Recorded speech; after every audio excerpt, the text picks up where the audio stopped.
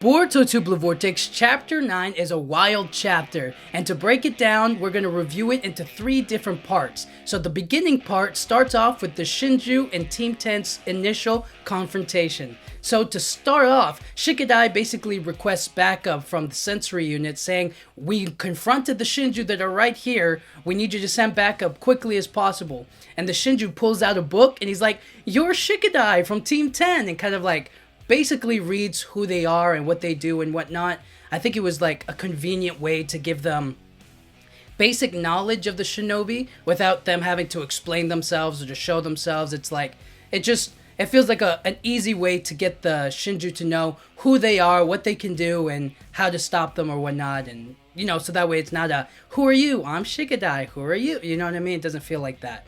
Anyways, the Shinju basically explained that they want Naruto Uzumaki, but he isn't in the village. And yet, they were able to trace the Nine Tails chakra to this girl, meaning Himawari. And so now everybody's in confusion. They're like, "What's he talking about? That's so weird." And he goes, "It is weird, and yet I'm kind of into it." And so he unleashes a wood-style attack, trapping Himawari in like a tree. And then, with the brilliant teamwork of Team 10, Shikadai uses a shadow paralysis jutsu. And then Ino uses his beast mimicry jutsu and creates like a frog, chameleon, lizard type thing. And with its tongue, it pulls Himawari out of the wood-style jutsu. And then Chocho uses her expansion jutsu in her hands and then catches Himawari. All effortless in one go, you know what I mean? It all happens so quick. And so the Shinju are like, "All right, cool, good teamwork. And because of your great teamwork, I'm going to warn you right now." They give them a warning. They say, "Give up Himawari or we're going to hurt you." And so now Shikadai gets to Shikamaru and he's basically telling his dad that like, "Okay, here's what we know. They're after Himawari and it has something to do with the Nine Tails." And now Shikamaru is kind of like, "What the?" And then we get a cut to Amado and he's like looking at Kawaki. He's like through a camera or some drone or otherwise, and he's kind of like, "Kawaki, get up, please!" Like he's concerned for him. And then Amado starts thinking about who are the Shinju, like he's concerned about like who they are. And then we cut to Boruto and Kashin Koji, and they're in their hideout. So this is the second part, okay? Boruto basically arrives in the village, but we look at Kashin Koji and Boruto in this hideout, this cave, with that looks like Orochimaru's snake cave, which is like where they could be hiding, which I thought was really cool and interesting. And Kashin Koji basically tells Boruto that the village has been attacked and to teleport to the triangle. And there we see like a little toad carrying like a triangle symbol. And we see the part where all the shinobi have gotten impaled by the wood style. So over there by the front gate. And so Boruto prepares his flying Raijin. We cut back to the first part of the initial confrontation with the Shinju, and we see the Shinju explain that they want Himawari because she has the Nine Tails chakra inside of her, and he wants to devour Himawari. And so at that point, Shikamaru is telling the sensory unit, "All right, everybody, hurry with that backup. You need to give them some help over there." And then behind Shikamaru, a toad is like, "Shikamaru Nara, don't turn around, okay? I need you to get in contact with Ino Yamanaka and link up with her. Boruto is in the village." So now that Boruto has arrived, he's basically looking at the damage that was caused. And then Kawaki wakes up and he senses Boruto. Like immediately he's like, "Man, what were those things? And there's somebody else here too." And so Shikamaru links up with Boruto and they talk about, well, first of all, that the Shinju have appeared and have attacked the village. They've killed shinobi, as you can obviously tell. And he updates them on why they're here. They're after Himawari. And he's kind of like, "Hima?" He's like, "It has something to do with the Nine Tails chakra. Do you know anything about this?" And he's like, "Nine Tails? That's weird." And Kawaki shows up right behind Boruto, and they have a little talk. And essentially, it goes a little like this. "Boruto, what are you doing here, huh?" And Boruto's like, "Why aren't you helping Team 10 face the Shinju? They're the real threat here." And then Kawaki says, "The only threat here is you, Boruto. You're also a threat because you're no Totsuki, and I will kill you." And Boruto says, "We don't have time for this. We gotta go help." And Kawaki says, "Shut up." And they start attacking. They start fighting. And Kawaki starts off by using his Sukuna Hikuna, like the rods, like he throws them, or like the eye just starts throwing the rods at him, and Boruto dodges it. Now this is a rod attack that hit Naruto, Sasuke, like they can't just see it or dodge it or perceive it or whatnot, and Boruto just dodges it to the left, and then he tries it again, and then Boruto dodges it to the right, and Kawaki's shocked. And so then Boruto starts getting in closer, and Kawaki starts coming in for a punch, and Boruto hits him right in the gut and sends him flying back. And he's like, no way. And Boruto is kind of looking at Kawaki like, oh my gosh, you're so weak. Haven't you been training at all? And Kawaki gets upset and pissed off by this. And Kawaki starts getting up and he activates his karma.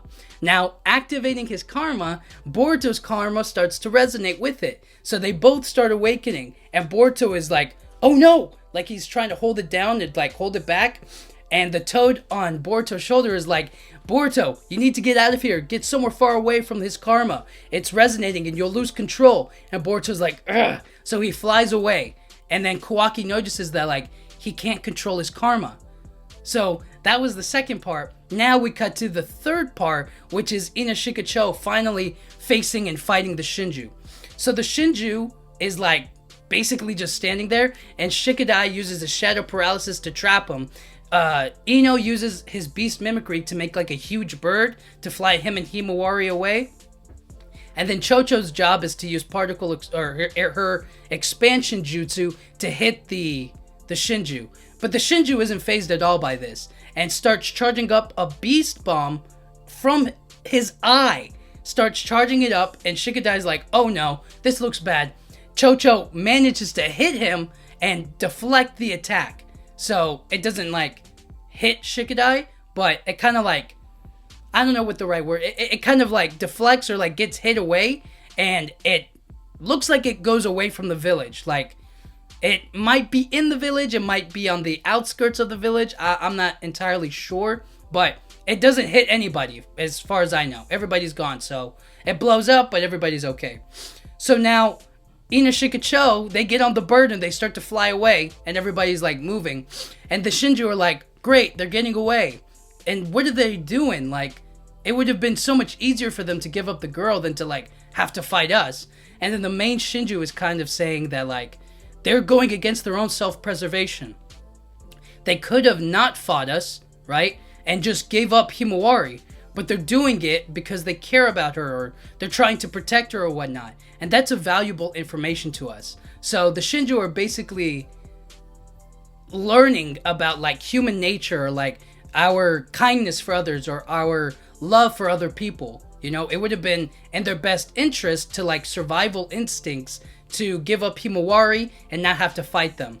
But they fought anyways because they care about Himawari and they don't want to just give her up like that. So that's something that they find valuable, or he finds valuable. So they start flying away, Team 10, and they basically agree that we got to get outside of the village. If they unleash another attack like that, we don't want any buildings or the village to blow up and have people get hurt. And then Himawari says, Ino, can you lower me down and let me get off? I'm going to get out of here. And he's like, why? And she says, I'm going to escape on my own so that way nobody, including you guys, get hurt. And they say no. At which point, Himawari kind of like knocks out and faints, or like kind of isn't like in a frozen position. And we see her wake up in kind of like this water chamber, or like this empty chamber with like water beneath her, like below her feet. And we basically see something behind her. And they say, damn it for the 10-tail sensing me out. And then Himawari turns around and we get a look at another 9-tailed fox. Kurama is back. And Kurama says, do you know who I am, little girl? And then Himawari says, Kyuubi. And that ends the chapter. And oh my goodness, Kurama is back. That was just such a hype ending of like showing us that Kurama is back and inside Himawari. There are a lot of speculations and that's reasons why, but it's just so cool to see my boy back. It was really sad and depressing times when he was gone, but overall, this chapter had just about a little bit of everything in it, and I really think that it's one where we we basically get tested. Like, this is an initial test. They just showed up and they're attacking Team 10. Boruto shows up in the village and they kind of have a fight. Like, it's just a little preview of like the overall limits or like the strength that these chapters are going to go to. So if this is kind of like let's say at the beginning of Boruto Naruto Next Generation, like Kawaki and Boruto are fighting on the Great Stone Faces. If that's the main course or like the biggest battle, you know what I mean? It could be, you could see it as dessert. Then this is the appetizer. We're just getting a glimpse at Team 10 versus the Shinju, Boruto versus Kawaki, and a little bit of Himawari awakening her new abilities or awakening the Nine-Tails chakra inside of her. So it's really cool. Moving the story forward, the Shinju show up and they start attacking and going after what they want, Himawari. In terms of action, we see Inoshika Cho using their jutsus against the Shinju. We get to see Boruto one-hit Kawaki, which I thought was fun, and dodge some of his attacks, which I thought was also cool. And then we got to see the Biju bomb explosion and then them flying away. It was all kind of like small moments, you know, here and there. Nothing like full-on brawls or whatever, but it was really cool to see. And in terms of characters, we learned a little bit about the Shinju, how they kind of find it valuable that they care about Himawari and are going out of their way to protect her or not, like, to fight them instead of giving her up, which is cool.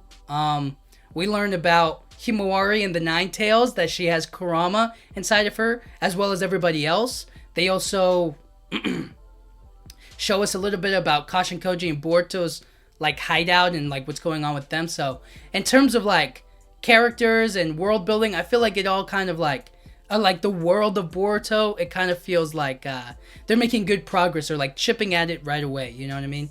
There are questions about Naruto Uzumaki, you know, not being in the village but possibly being alive, and everybody's confused by that. So I think it's really, really cool how they open up that question and it makes everybody like start to doubt what they think they know. Just a little bit, you know what I mean? Not the full thing, but just a little bit. And then obviously, Himawari having Kurama has huge effects on the world, because now with him, she has become a target of the Ten Tails, and that's not good for anybody. So it means that Boruto's going to have to step in, Inoshika Cho's going to have to step in to protect her, and Himawari's in immediate danger. So it's going to be interesting to see. And then finally, the ending was just so good. They did such a great job with this ending. I'm a little, you know what I mean? When I first read it, it was just a huge moment, and it was such a thank goodness, you know, he's still here. So, and able to help the next generation as well. So I thought this is just a great chapter overall. I think that there were little moments here and there were kind of like, I don't know, not fully needed. Like, I didn't need Amado crying over Kawaki. Like, I thought that was a random thing that they kind of threw in the chapter. But, you know, it's there. At least we know that he cares, right? Like, at least that's there. But overall, I give the chapter an 8.8 out of 10.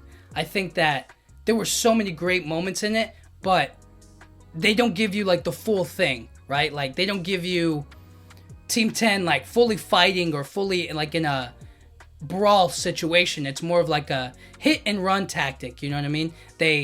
Or a rescue kind of a vibe, you know what I mean? Where the Shinju attack Himawari and Team 10 save Himawari, and then the Team 10 attacks, they respond, they dodge, and then they get away. You know, it wasn't like a full-on head-to-head fight, which I thought would have been a lot more interesting and cool, but, you know, they wouldn't have been able to survive. And then Kawaki versus Boruto, I thought that was really cool. Just a little tease at what's going on. Boruto beats Kawaki with one hit, effortlessly. Like, that's a huge deal. He dodges his attacks. It's crazy. It's insane. And because of that, I definitely feel or get the feeling that there's going to be some work for Kawaki to match Boruto, for them to, like, fight each other. So it's going to be really interesting to see. But that's not until next chapter. We'll see what happens next. But yeah, anyways, thank you guys so much for watching. Yeah.